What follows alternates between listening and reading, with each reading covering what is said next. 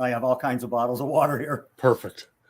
We're live. Hi, this is William Ramsey. Welcome to William Ramsey Investigates. On today's show, I have a very special guest. His name is Carl Hassell, Hassell. And we've just become friends through the internet. He listens to some of my shows, but he has an interesting background and a story about this organization that he became a member of in Arizona. Title of it is the Peyote Way Church of God, and it's been around since 1978. And he has tons of information. I was trying to get through a lot of it, but it's a very interesting story, and I don't think a lot of people have heard it. So I titled this one "The Strange Tale of the Peyote Way Church of God," and Carl can talk more about that. So, Carl, welcome to the show. Thanks for agreeing to come on and tell your story. Thanks for having me, William. Hello, audience. I was a member of the Peyote Way Church of God from 1998 to roughly sometime in 2015 when I quit and officially told them in 2016 after doing a lot of research and a lot of reading. I had discovered I was being lied to by commission and omission, and I really was angry about it. I was actually furious and did a lot of raging. They are. How did you even find this church, and how did you get involved back in '98? I was sitting in a doctor's office, and there was a High Times magazine on the magazine rack, and the name Peyote caught my eye. And I said, "Oh, wow, I haven't thought of peyote since the 1970s. I had taken a lot of peyote when I lived in Arizona." And so I wrote to him and paid for a membership, and then went down and visited, and ended up visiting multiple times, maybe a dozen or so times. Where is it? It's up in the mountains of Arizona, right? They're in southeastern Arizona. They're kind of midway between Phoenix and Tucson in the eastern part of Arizona. They're a quasi-religious organization, they quasi-legal status in several states for all race peyote use. They were founded by a guy named Emmanuel Trujillo, who has very dubious origins. The earliest information I can find about him when I was doing my research and putting things together was in 1953. He had been, after he got out of the Army, he had joined something called the National Renaissance Party, which was a right-wing organization in New York City headed by James Madall. He was working undercover on the payroll of the ADL and infiltrated the NRP and gradually took it over by 1953. His job was to foment anti-Semitism. He was sending boxes of anti-Semitic literature all over Europe and the United States to drum up donations from Jews that were basically scared. And he was trying to foment riots and etc. He was on the payroll of a man named Sanford Griffith. Now, he was connected to all kind of espionage, and Griffin paid for Mana's apartment, printing press, his motorcycle, some new boots, and he was tasked with going down south and starting riots and developing gun connections. That never happened because he broke his leg in a motorcycle accident. The FBI files, there's hundreds and hundreds of pages that mention him by name and have his name redacted. And when you go through it, you realize who they're talking about. Right. They have multiple names. So he had Mana, Trueheart, Manny, True Hill, but his given name supposedly was Manny Trujillo. Emmanuel Trujillo. Emmanuel Trujillo. So there's different variants. And even his stated, like, real patrimony is in question too, right? Like, yes, where he was actually born. So very suspicious. But the ADL, that's a whole nother story. But they to stay in business, Anyway, so it didn't start recently. This goes back to the 50s. But he was, you're saying, a front even back then in the 50s. Yes, he actually went by, as far as Canadian authorities are concerned, 10 different aliases. Oh, wow. He claims to have been born originally on the San Carlos Apache Reservation as a full-blooded Apache, but in his 1955 book, this book is from 1955, and he wrote it in the section about the author. He was born in Pennsylvania of a Catholic mother and an Apache father. that book. What's the title of that book, Carl? I'm going to show it again. It's I Love You, I Hate You, My 6 Weeks of Free Love with Pat Ward. There it is. Gotcha. Okay. Now, if you can find a copy of this book, please get it, because they're buying as many copies as they can find. That book destroys the entire narrative of Peyote Way and the Manna Pottery Company. It shatters everything in their official narrative. What is the official narrative? The official narrative is Emmanuel is half Apache and half Jewish and was born in a Red Cross shelter. Well, yeah, he was born in a Red Cross shelter, adopted by a family in New Jersey and raised as the name of James Coyle. Supposedly, he ran away and joined the British Merchant Marines, got out of that, and then joined the U.S. Army and was blown up in an accident and had a piece of skull repaired and his ribs rewired and his jaw rewired and a pole in his leg. And as it turns out, it doesn't say that at all in about the author section. Again, that book is key to destroying the myth that they have set up. Now, that book, as you can see, it was published by Andre Levy, and that's an imprint name for Samuel Roth, who was a huge pornographer. And some of our modern pornography laws came as a result of Samuel Roth and his shenanigans. He was constantly being arrested and tried for publishing pornographic. He spent a lot of his life in prison. And in the end of his life, he spent a lot of time in prison, too. He also published Pat Ward's story at the same time in 1955. She was involved with Trujillo. They rode motorcycles together and tore up New York. I kind of lost my track here. Well, she was interesting too. She was involved in some kind of prostitution charge, right? Yes. So Trujillo had an interesting background. Yeah, she was a high-class call girl, and she was involved with Mickey Jelke, the Oleo heir, and he was busted for pimping and pandering. Well, Emmanuel ended up taping his apartment to be the star witness in the second trial of Jelke. Now, Pat Ward's real name was Patricia Wysocki. She was a Polish girl, and she was a high-class prostitute. So he was taping everything in his apartment and was a star witness for the FBI. And some of that is detailed in his book, and a lot of it is detailed in the FBI files. When you go through the files for the National Renaissance Party, you'll see all of his shenanigans. And I actually collected 13 books, 2 pamphlets, and hundreds of newspaper and magazine articles chronicling him. And he was really a trip, man. I knew him personally a little bit. I talked with him several times face to face. And he actually told me he was never a drunken Indian. He wasn't like that. Well, as it turns out, he was tearing up the bars every night in New York. In 1956, he was arrested in Canada for a cannabis smuggling scheme. One of his partners was actually an undercover Royal Canadian Mounted Police narc, and she busted them when they were crossing the border with 700 joints he was going to sell in New York. He ended up doing 2 years in prison. When he got out of prison, the next thing you know, he appears in 1960 as a full-blooded Apache artist. He's been married multiple times, and Canadian authorities, like I said, figured he had 10 different aliases he was working under. He was in Toronto illegally, sneaking in and out. He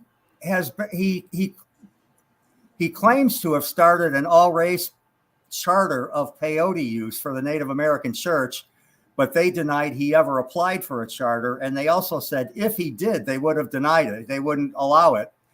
Once Schedule 1 happened, when LSD was made illegal in October of '66, he was busted in Denver for a large quantity of LSD, hashish, and peyote. He claimed the peyote is mine. I don't know anything about the LSD or hash. Well, it worked through the courts, and then he was acquitted of all charges. The case is Manapardayatan v. Denver. It's a famous case, and that opened up the door to all-race peyote use. And he was also, Trujillo was also involved in the Communist Party. So he was supposedly a communist the farthest is the far right, drawing Hitler Yes, pictures. he too, went right? to something called the Jefferson School in New York. It was a communist front. And he claimed to have been a communist since 1948 when he got out of the service. Right. So it does something. They don't. Communists and Nazis don't fit together. So something is going on. Very suspicious. And there's talk about him in a book about Francis Yockey, right? Because you have Yes, that the the Streamer of the Day, Francis Parker Yockey, and the Portsmouth. Because he is still an important thinker. Yockey is in the far right today. So Yeah, his book interesting. Imperium is still used by rightist groups. It's like a classic primer or primer. No, Yeah, it's still so it's actually in the ONA. They actually use their ideal state is based off of Yockey, which is a dark imperium, but they still have that kind of fascist. yeah, and Trujillo Pedigree was from involved with Yockey. motorcycle gangs his entire life. He wrote in the 1950s with several gangs, and all the way up to his death in 2010, he was involved with the Chingaling Nomads and was made an honorary member and started the Arizona chapter of the Chingaling Nomads. When he was arrested numerous times in the 1950s for pimping and pandering, and he had a stash of German weapons.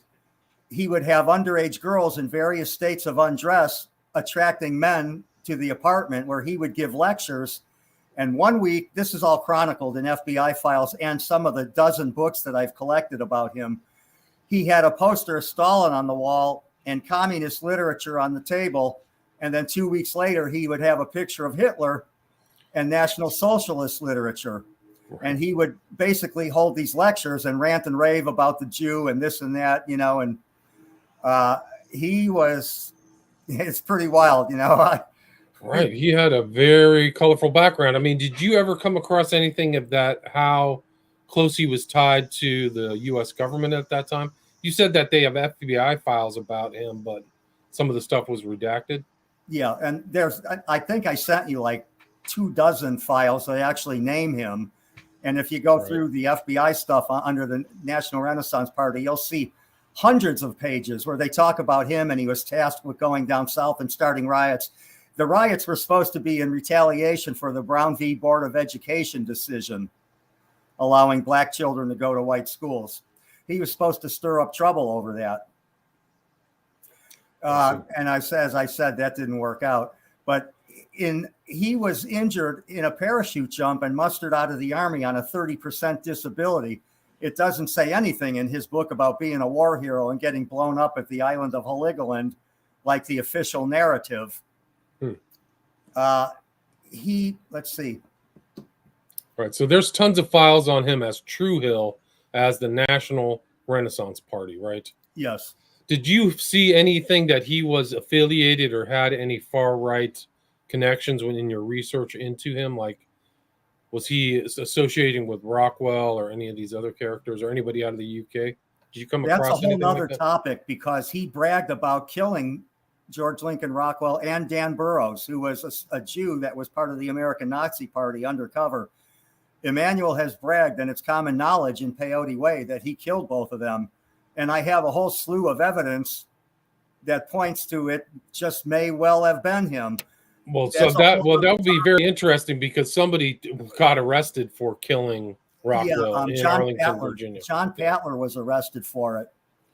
And they found a German-made weapon submerged near the crime scene. And witnesses said there were two people on the roof. And that's a whole nother story going into. Well, it is interesting. Well, right. But it is interesting, like what happens in some of these groups, like that could be engineered, Rockwell. Yeah. And Emmanuel bragged to me one time. He said, if I have a problem, I throw money at my lawyer till he makes it go away. And if the problem is big enough, I put one in the head and one in the chest. Now, he told me this face to face across the kitchen table out there at the ranch. And the FBI files said they pulled 2 bullets out of Rockwell. And there's multiple stories that say he had one in the head and one in the chest. And there's also news reports that say he was only shot once. So that's a very weird discrepancy there. That is weird. And by the way, in all of his arrests for pimping and pandering and the Germans' weapons, he escaped out of that. He never got charged with anything. He slipped right through the fingers, was never charged. So in 1970, he knew Timothy Leary. He knew he lived at Millbrook. He knew every countercultural figure of the 1960s personally, Peggy and Billy Hitchcock. He actually lived on Peggy Hitchcock and Walter Bowert's land in Tucson, and he knew Walter Bowert, the founder of the East Village Other, at the founding of that magazine. They were good buddies. He knew, and there you go, right into mind control, right? Search for the Manchurian exactly. Candidate author. He knew Art Kleps from the Boohoo Neo-American Church. He worked with and set up an ashram with Bill Haynes, the psychedelic yoga master. Tim Leary and Billy Hitchcock paid for 3 properties for Emanuel and some of his buddies to set up an ashram where they did pottery, yoga, and took a lot of LSD and peyote. Right, in Arizona too, right? Yes, sir. Fairly close. So you can see that kind of culture creation. Yeah, culture creation. He was a lifelong friend of Rosemary Leary and kept a framed in his bedroom. He kept a framed note from her. They used to correspond right up to her death. That was the wife who was the FBI mole, right? I think it was Rosemary. I don't know. She was married to Leary. Okay. I sent various pictures. Leary was instrumental in helping Peyote Way. The founders of Peyote Way used Leary's book, How to Start Your Own Religion, as a guideline to start Peyote Way. And I sent pictures of the medallions, that, including mine, that I had as first-degree clergy. I sent pictures of Tim Leary wearing one, and Rosemary, and various writings by Tim Leary. You'll see the same insignia. It's a circumscribed lotus. And on one side it said LSD, and on the other side it was the circumscribed lotus. You sent that picture to me? Yeah, I sent you a few of them. I must have missed it. There's you have a lot of information. And that was only a fraction, William. This is a massive topic. And, I've done a few other YouTube shows, and we were supposed to get into a part 3 with one researcher. And I'm still trying to get together a part 2 with a couple of the other researchers. Hopefully they'll have me back on. This thing goes into pornography and the smoking gun of child porn. There's a whole bunch of stuff going on. And he has a permanent exhibit at the Museum of the American Indian at the Smithsonian, and it's completely bogus. I worked on some of those pieces. There was no way he could produce the volume that they have over there. Excuse me. Those pieces, what you're talking about is that when you were there off and on for those 17 years, they're creating pottery and things to sell too, right? Yeah, Mana Pottery Company is the financial arm of the Peyote Way. They're heavily tied. They have a degree system, much like Masonry. There's 1st through 4th degree, and sworn clergy are vowed as vegetarians, and they follow the Word of Wisdom, section 89 of the Mormon book. Now, Doctrine and Covenants? Yes, sir. Section 89 they follow as a dietary guideline. I mean, they're still active. I mean, can you kind of talk about how far you got up at the Peyote Way, what you thought at the beginning, and what you found out that made you leave? Well, I'm a pretty easygoing guy, and I take people as they come. I don't go researching people, so I was completely naive. I assumed that he was a war hero, and he started all-race peyote use. And then as I was reading Michael Collins Piper, Final Judgment, when I came across his name, Emmanuel Trujillo / Mana Trujillo. And I said, you know what? I know an Emmanuel Trujillo, and his nickname is Mana. So I started researching it, and my head exploded. And I just started reading for several months and started collecting books. I was splurging and buying as many books as I could on my meager budget. And I just lost my mind. And then I contacted the two of the co-founders, Annie and Matthew. She's Reverend Ann Zaff, and he is Rabbi Matthew Kent. Now, he was brought up an Episcopalian, and Trujillo dubbed him rabbi and dubbed her reverend, even though neither of them have any kind of religious training like that. And I sent the link to that. The East Village Other somewhere. I'm trying to find it. Yeah. Yeah, he did. Right. So they had these two that are out there. I think that they're still involved. Like, Oh yeah, they're still. yeah. Matthew's the president. The last I looked, and him and Annie are the only full-time residents out there. Their kids come and go, but they're out there hosting spirit walks, which is a peyote experience. It's a solitary peyote experience. Right. So when you were there, you went in because you were interested in it. I wanted to take peyote legally. Right. And there was a whole story about the legality of peyote. Didn't it go to the Supreme Court or something like that about whether? And again, Bill Clinton said it was okay to use for Native Americans in the service, provided they weren't working with nuclear weapons. Interesting. And there's Andrew Wiles involved. He was supporting Trujillo, and he was with Leary at Harvard at the very beginning of LSD. Yeah, and this guy's kind of a unofficial doctor. Yeah. He's kind of the unofficial doctor over there. I actually at one time had his address and phone number. I was going to give him my medical history and follow his advice, but it never transpired. As I said, Emmanuel knew everybody from the 1960s counterculture movement, absolutely everybody. And curiously, in 1967, in March, the same month Charles Manson showed up on Haight Street, Emmanuel was on Haight Street handing out LSD and peyote. Now, the San Francisco Oracle put out a flyer that said, "Manna is the man, be careful." Then they retracted it and said, "No, Manna is cool. He's the leader of the Native American Church," which he is not. He was not the leader of the Native American Church. And the East Village Other did several interviews with him in 66 and 67. As I said, he knew Walter Bauer personally. And so they retracted that statement. And then curiously, one of the men that ratted him out was busted for cannabis and never heard from again. And Walter Bauer and the staff at the Oracle, and you could see this in the Oracle archives. I'm pretty sure I sent you those links too.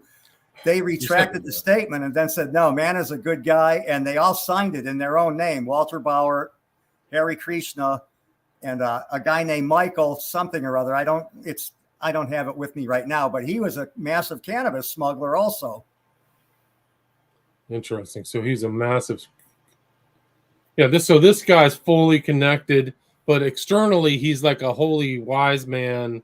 When you came across the Peyote Church of God, right? Yeah, he's a legend. I mean, the guy is a legend. He's pretty amazing, and he was completely propped up. His book was advertised in multiple newspapers around the country in 1955. I sent you 2 or 3 links from different newspapers announcing the book. And the researcher, Joseph Atwill, said, "Well, that's a classic sign. This guy is a plant and a lifetime actor.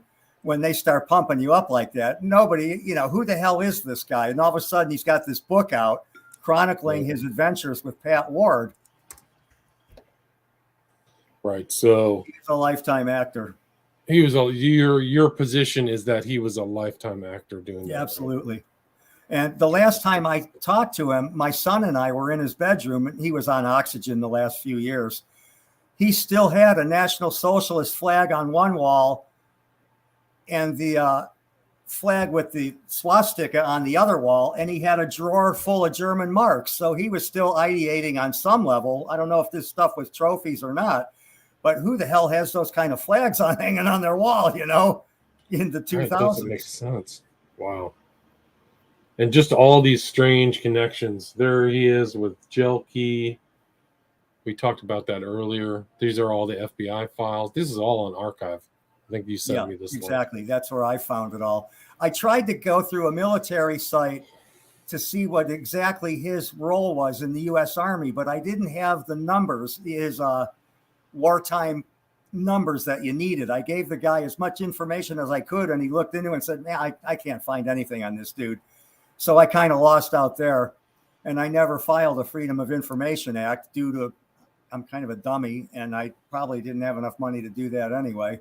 But he was a trip to talk to. He, lied to my face. He lied to my face, and so did Matthew Kent. Matthew told me personally, through no solicitation on my own, he said, Carl, Emmanuel's a ghost. I looked on the internet just for the hell of it, and there's nothing there. He's not on the internet at all. He was always a shadow man. So like I said, when I read that Michael Collins Piper book, I got this trove of information and started collecting books that talk about his escapades. And I said, holy cow, man, I got to stop being so trusting and thinking people, hippie guru, peyote guy, Right. And wasn't Bill Walton associated with all this, the basketball player too? Yes, he still is. He was going to buy some land next to them. There's a hot spring next to their property. He was going to buy it, and he has been a friend of theirs since at least 1980, and he also is a celebrity collector of the Mana pottery art, as was Barry Goldwater, Richard Nixon, Whoopi Goldberg. And what's crazy is I've got a list of 30 people, and they all came out to San Francisco from New York within like a 4-year period of each other. And almost every name on there is from New York. And going back to Samuel Roth, the pornographer, he was affiliated with Columbia University there. And so were many of these other people. Peter Coyote there's Rosemary wearing the medallion right there. Gotcha. So she's got the peyote. I'm pretty sure that's the FBI informant. She was giving information to you. And I think that even at one point at the very end of his life, Leary admitted that he was working with the CIA. Since at least 1962, he said, if I remember right. Yeah. And that supposedly is the same year Emmanuel met him, and they traded peyote and LSD, and they got interested in each other and did the whole Millbrook thing. And at Millbrook, when G. Gordon Liddy raided the Millbrook mansion, everybody was busted except Emmanuel. He had a little pottery studio in the front house on the property. Everybody got popped but him. And again, he escaped an arrest. Right. That's very telling. Yeah. He did get arrested a couple times throughout the 80s and escaped out of that one too. He was, it was like, oh, you're using peyote religiously. No problem. You're an Indian, blah, blah, blah.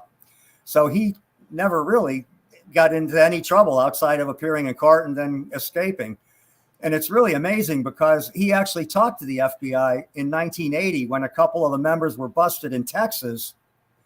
And it's like, how the hell did they not put together, this is the same dude from the 1950s? Well, it's because he's got all these aliases. Right. I got a nice picture here I'd like to show everybody. Yeah, please do.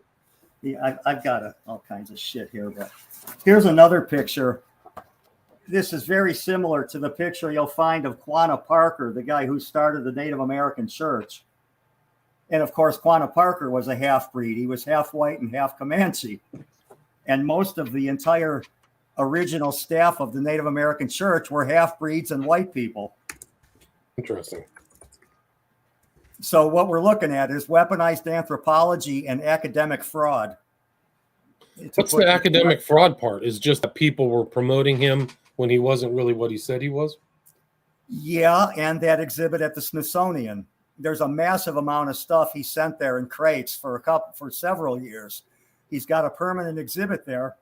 Now, there's no way one guy could produce all that pottery. And I know for a fact that many visitors out there would sit around and, paint psychedelic dots and shit on teacups and plates and ashtrays. I sent a picture of my son and I actually painting some of that stuff. And I wrote to the Smithsonian. They did not know I was a member. And I said, how did you verify Emmanuel Trujillo is an Apache and actually produced that massive amount of art? It took 4 emails and a threat before they answered me. And they said, oh, we contacted the church and they admitted that many hands worked on that pottery. And then I let it go at that. It's like, okay, they still, I never told them. There's my first degree clergy / lifetime membership. As I said, they're very Mason tasteful, a taste of Masonry there. They have 1st through 4th degree. Emmanuel was a 4th degree clergy. And one of the co-founders brags that his brother is Army intelligence and they're Masons. They're Freemasons. And that's like, oh, well, that's interesting. So we've got the Army intelligence and Freemasonry involved there. And they do go to the Mormon temple down there near the ranch. And it's like, but they told me when I first joined, we're not Mormons, we're not affiliated with them. But as I showed you, they are an official recognized sect of the Mormon Church, and they belong to something called the United Order. And I supplied the links for that right from the Mormon Church itself. And that's you right there holding a bunch of peyote, right? Yeah, that's me in my other life with a couple of peyote plants. Oh, 50. So what's the United Order? I've never heard that. That was started by Joseph Smith.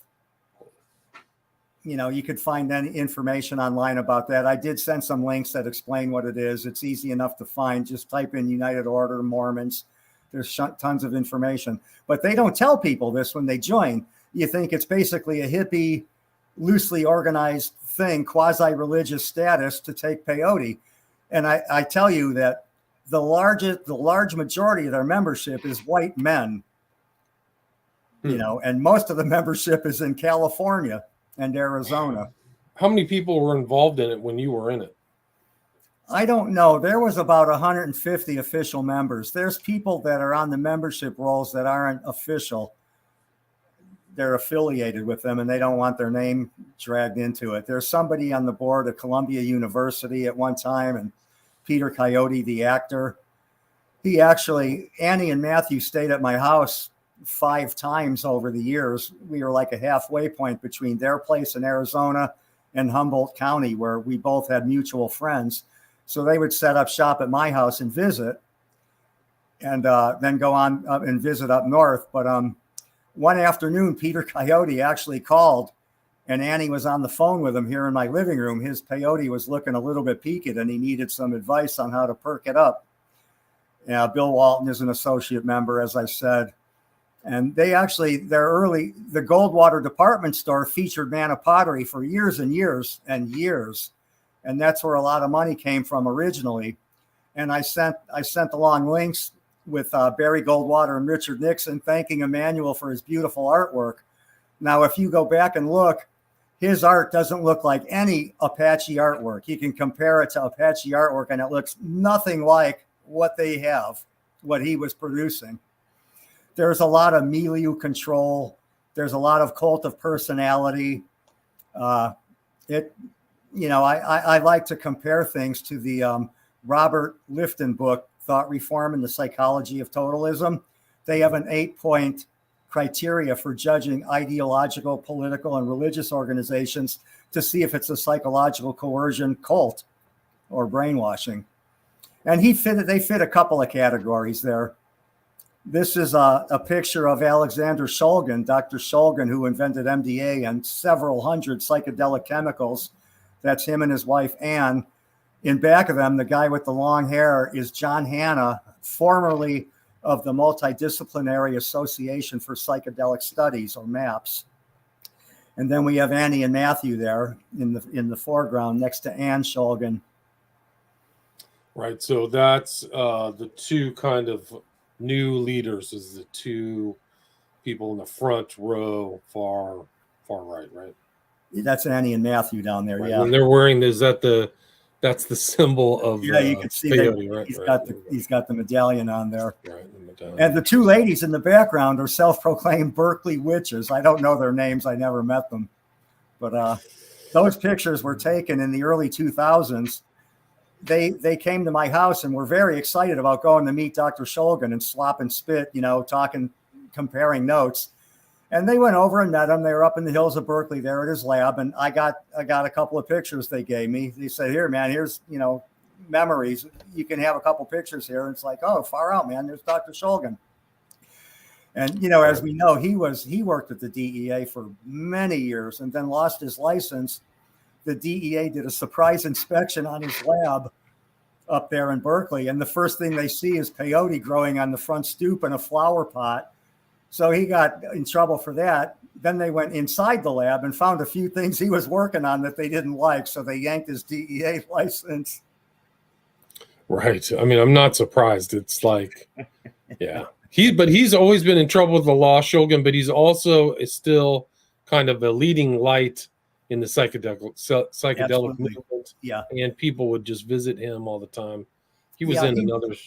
He wrote 2 books of psychedelic recipes called Fical and Thical. It was triethylamines I have known and loved, and phenethylamines I have known and loved. And there was literally several hundred recipes. And as fast as he put them out, the DEA made them a Schedule 1. They were full recipes for, you had to have an organic chemistry background and the equipment and the precursor chemicals, but that was the cookbooks, man. And they're still on sale today. You can find them. That's amazing. And there's the symbol again on Leary's Declaration of Evolution. And as I said, they used Leary's How to Start Your Own Religion as a guideline to form Peyote Way. Interesting. That makes perfect sense. Get a CIA agent or a guy who's a CIA affiliated. Well, yeah, everybody was dirty except Manna. Yeah, supposedly. Right. Yeah, I totally believe that. Oh my gosh. I mean, you have tons of pictures. I'm just going through all the stuff, like the links. You got links to the Jefferson School of Social Science, splinter groups, Mormonism. They're heavily into goddess worship too. A lot of the paintings and artwork show a pregnant woman, and they do a lot of goddess worship. They refer to God/goddess in their literature. How do they generate money? How does the Church of the Peyote Way generate money? Well, they have a donation system for spirit walks. You get a membership, and then you go down there and pay X amount of money as a donation for a solitary peyote experience. But the Manna Pottery Company is the financial arm of Peyote Way. And supposedly it was started in 1948 by Emmanuel, but I found examples of pottery dated 1946, and I sent a couple of those to you. So there's another weird logical fallacy happening there. Got a question from Oswald. He says, is Carl familiar with the friend and mentee of Robert J. Lifton, Steve Hassan? I'm familiar with him. And then furthermore, are there any connections between Peyote Way, COG, and the Moonies? I don't know anything about that. I've read Lifton's book several times, and it's on the Internet Archives now. I went through 2 copies since the late 70s. Yeah, I was a Moonie for 7 months when I was 18 years old. That's a different thing. But that's a whole nother story. Yeah. But you stayed with this Church of God, Peyote Way Church of God, for 17 years, right? So you were in there for a while. I didn't live out there. Nobody lives out there unless they're in there for an apostleship, which is a 90-day, apprenticeship. Now, I visited several times from 3 to 5 days. My health would only allow me to go 5 days. That was about all I could do. But what's interesting is one of their kids told me this is all bullshit. And everybody that lived out here and set up shop with a teepee, a yurt, laid cement foundation, they all leave because they go crazy from my parents' bullshit. So nobody lives out there. There are people come and go from all over the world. There's some heavyweights that go out there. No, it is interesting. And what do you think that is there? Do you think that there's a ulterior motive or purpose for putting together the Peyote Way Church of God? I am convinced, and I said in my very first appearance on YouTube, that it is part of an overarching plan to distract and take people away from their culture, their family, and their religion. You get involved with this hippy-dippy psychedelic shit and start doing the magical goddess thinking, new age crap. It's part of the overall program that is destroying this country. You see now there's a big push for psychedelics all over again with ketamine and psilocybin research. And now it's almost mainstream. And you got Joe Rogan talking DMT, right, which Peyote Way raises those frogs. They've got Bufo alvarez frogs down there, and they milk the sap and dry it out and smoke it. And selected members can, smoke some DMT. Yeah, he's kind of the modern version. He's actually kind of a promoter. He has all those people on his shows, mushrooms and junk, people who do drugs and all kinds of stuff. So it is interesting that it comes back around. Like he's done some documentary called DMT, the Spirit Molecule. Mm-hmm, mm-hmm. So this is just one of the different programs you think that are really trying to reshape Absolutely. society? I'm convinced of it. Yeah. I spent a lot of years as a kid in psychedelics, and all the way up into the late 80s, I was very heavily involved with LSD and mushrooms, and it's all a fantasy. It's all a psychedelic fantasy. I hate all things hippie now and all things psychedelic. It really just grinds my gears. Well, it's sold. I think that's what Leary sold all the LSD and stuff, is that it's truly spiritual. So they're saying that this is a spiritual event. You may be high, but he tried to religify it, if that's a word, or tried to give it some kind of spiritual meaning, like this is it. So, but it's really kind of the old. Peyote way succeeded in that. But the old becomes new, because that's the way it was back in the past. If you talk about, some of the stuff that was going on in ancient Greece and things like that, it was, it's still, it's very curious. And I think this damaged a lot of people. A lot of the drug culture has damaged people much more so. Yeah. I've met a couple acid casualties myself, so I know that people who got very deep into kind of the deadhead thing. So the dead is run is an op. Peyote Way's an op. Leary's an op. These are all supported or were. The Rainbow family is an op. The pranksters are an op, and it's all interconnected. You can find merry pranksters that are part of the Rainbow family that go out to Peyote Way that are also on tour with the dead. It's all connected, and that's been my mantra for years and years. It's all connected, and once you start seeing this, it's like, oh my Lord, man. Right, like Trujillo fits the bill for somebody who has an intel pedigree or something. I mean, that with the names and the not going to jail for a long period of time and support from somewhere, mysterious funds. What's interesting.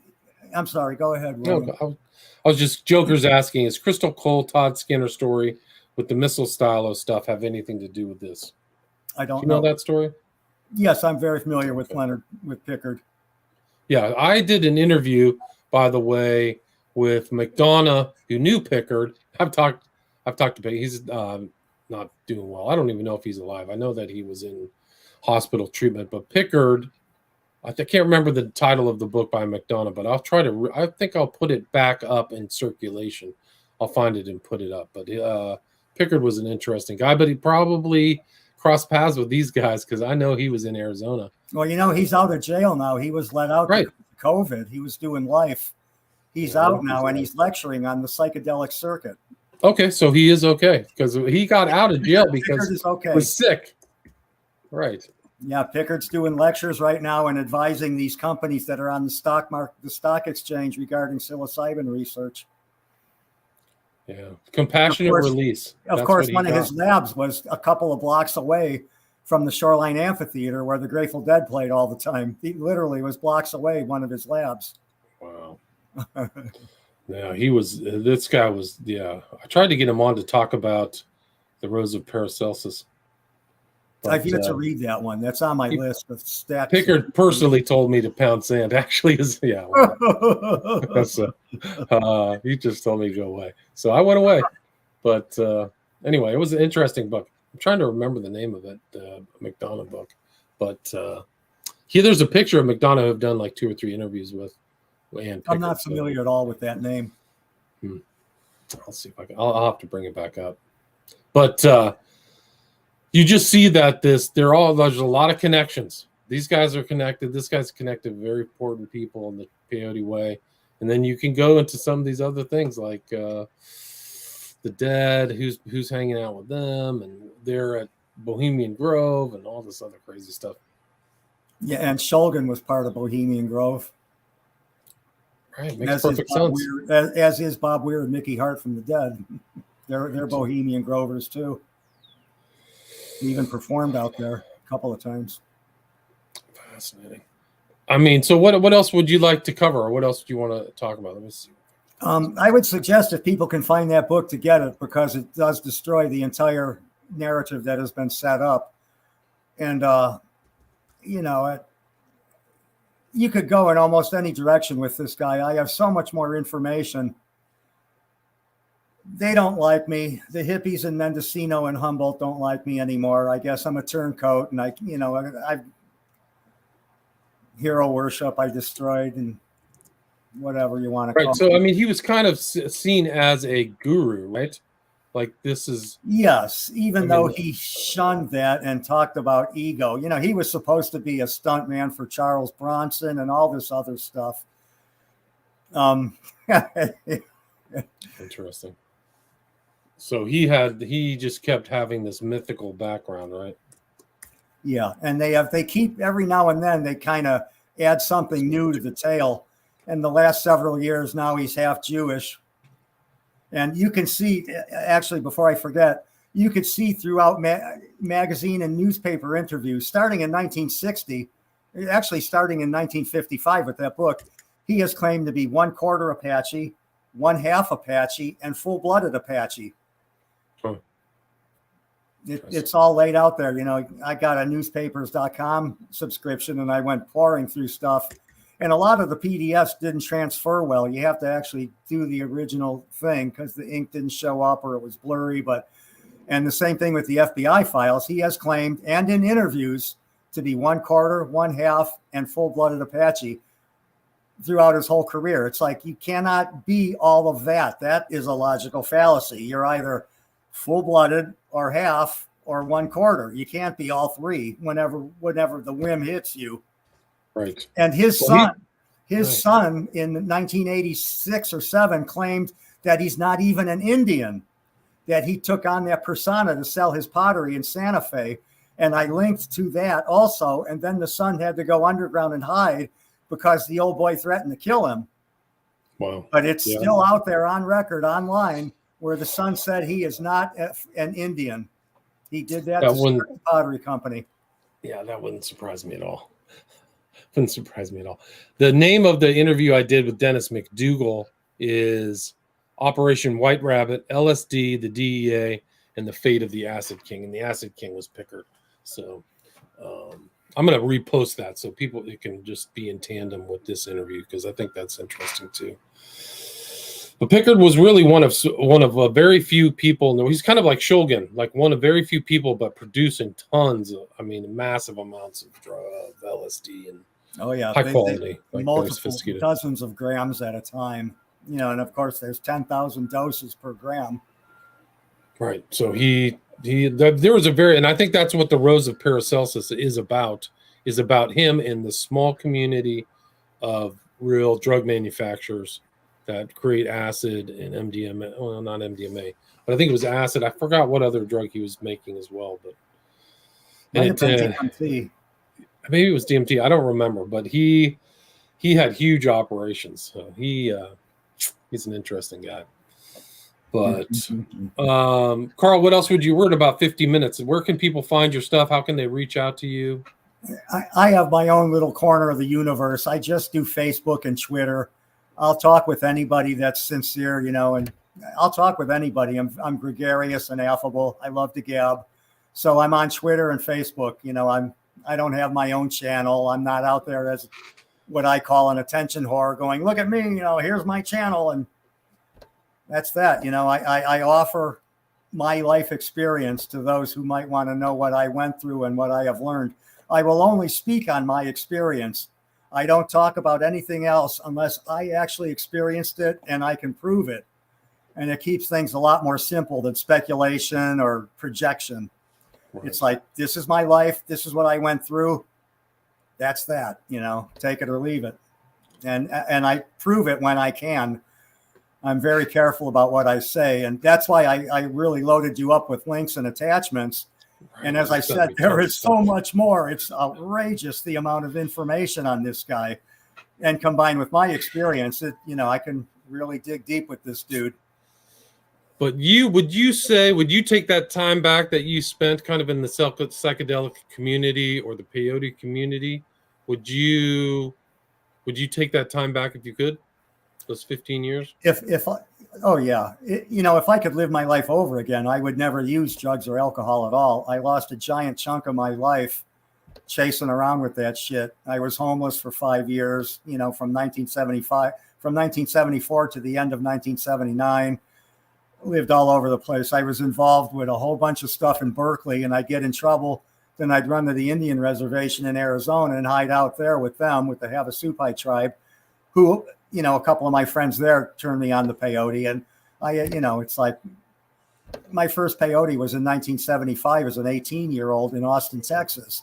So I was very familiar with it by the time I met Peyote Way. But I regret being so naive, you know, I'd have to say, and I should have checked on them and done some research. But it is kind of like a culture creation. So all of the infusion of drugs into the American culture post World War II, there were a lot of people manipulating the culture with those drugs. Weaponized anthropology. Yeah, there you go. Just like you said. Carl Hassell, thank you so much. How do you pronounce your last name? Say it again. It's Hassell. German Hassell. Hassell, right. Carl Hassell. Thanks so much for your time. Thank you for your time, William. I appreciate it. All right, keep in touch. Stay